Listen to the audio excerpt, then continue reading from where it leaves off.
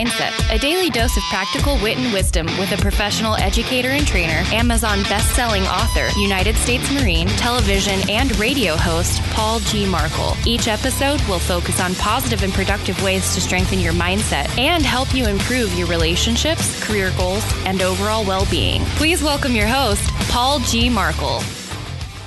Hello. Welcome back to Morning Mindset Podcast. I am your host, Paul Markel. And today, I have a challenge in front of me. I have a challenge before me. We're continuing with the Morning Mindset book study.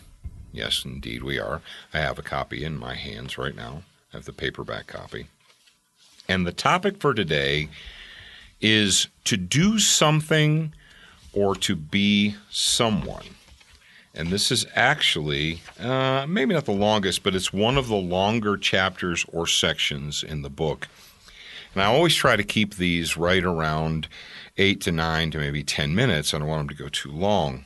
But I want to do this topic justice. Now, many of you may have heard of Colonel John Boyd. He was an Air Force pilot. He was a pilot who was never defeated in a dogfight or an aerial combat. There are there's a couple of different books about either John Boyd's exploits or about his life.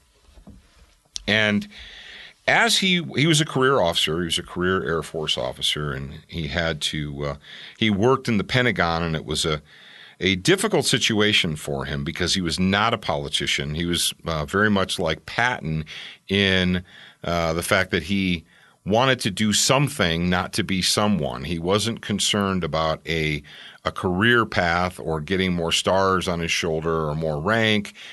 He was concerned about doing something important.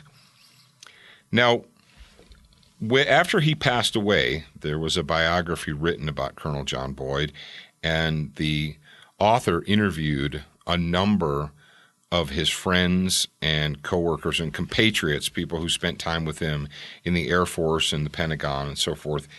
And they had, like yesterday or the previous section I talked about, how Patton's staff said that he had the grab him by the nose speech.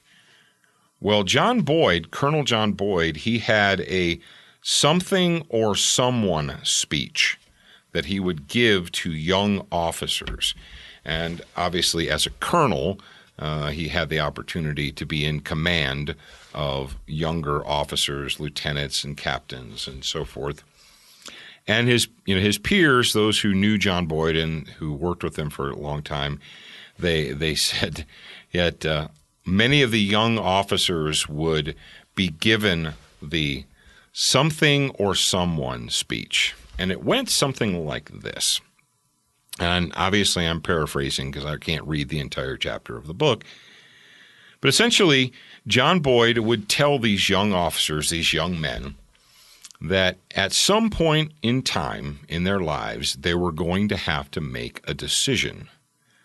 And that decision was, do you want to do something or do you want to be someone? And the reasonable crowd out there, you say, well, you can do both. You can be someone and do something at the same time. Why can't you do both? We should be able to do both. Well, the way Boyd explained it is this. He said, if you set out to do something, if you set out to accomplish something, if you set out to prove something, to prove a theory, let's say you have a theory about aviation or you have a theory about whatever it happens to be, what you're probably going to be doing is you're going to be going up against or contradicting what already exists, the facts or the material or the written words that already exist on that subject. You see, if you want to do something, then you're probably going to be asking questions and seeking new answers. Now, if you want to be someone, you just take the information that is currently available to you, you accept that, and you move on with your life. You don't question it. You don't seek improvement. You don't seek a better way. Because if you seek a better way to do something, what you're essentially doing is you are attacking those who have come before you And there are going to be people out there that don't like it. We've talked at length previously about that's the way we've always done it mentality, or the three-ring binder mentality, or I guess in modern vernacular we could say the PowerPoint mentality. That information is in a PowerPoint presentation. It's been approved and blessed by the powers that be. We don't change it. We don't alter it. We don't question it. It's in the PowerPoint. Just deliver it as it's written. The three-ring binder, the SOPs.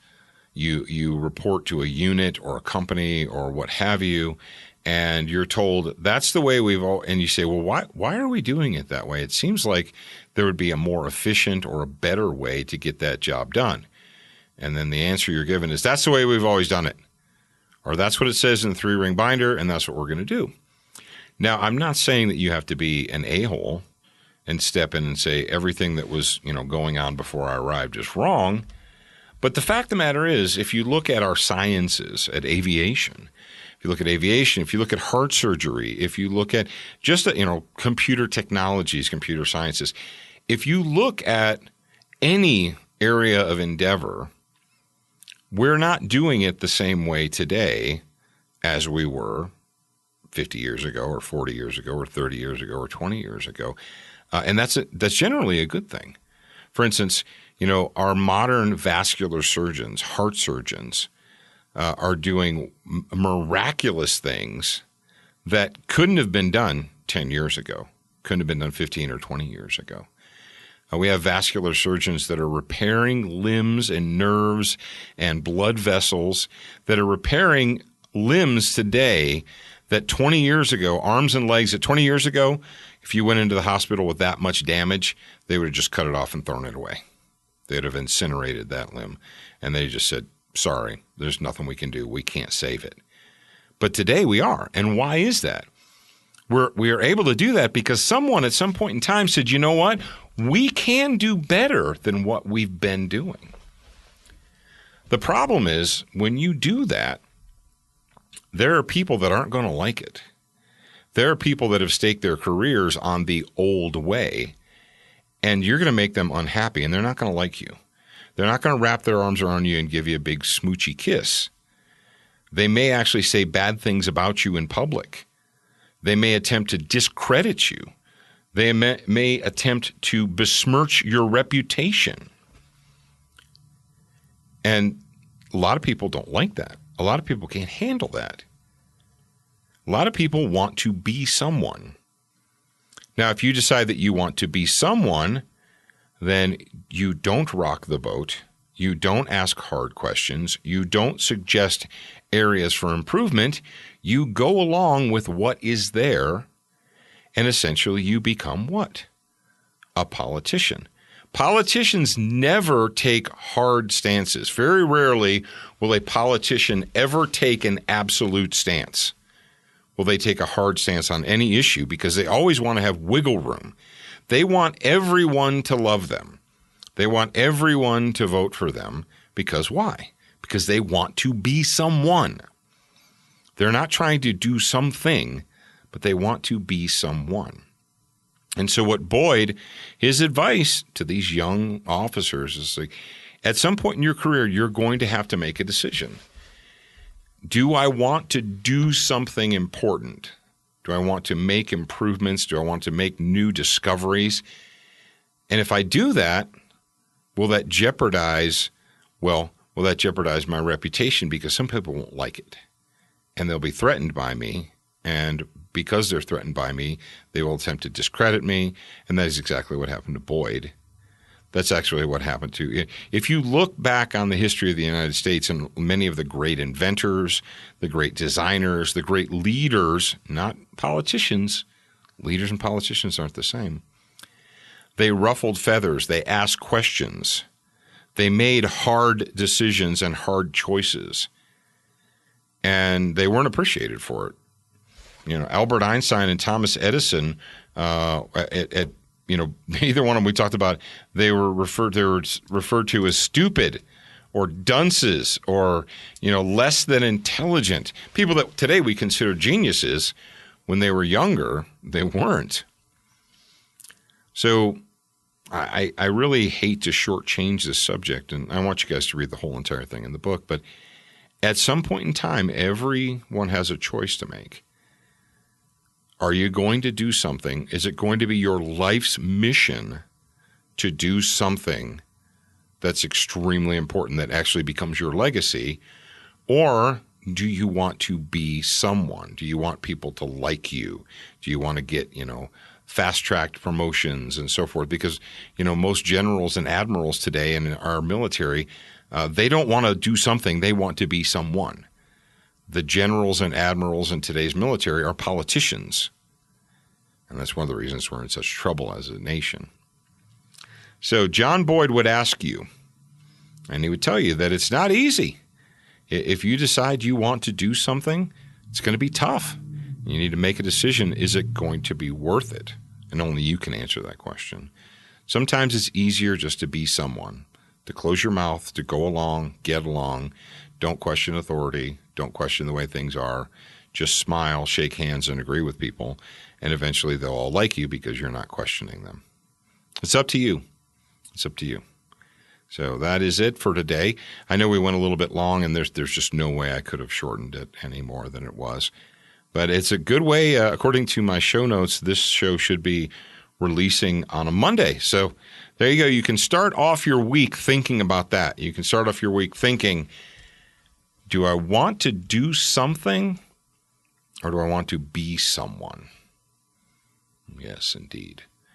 All right, ladies and gentlemen, thank you for being out there in my audience. I truly appreciate it. I am your host, Paul Markel.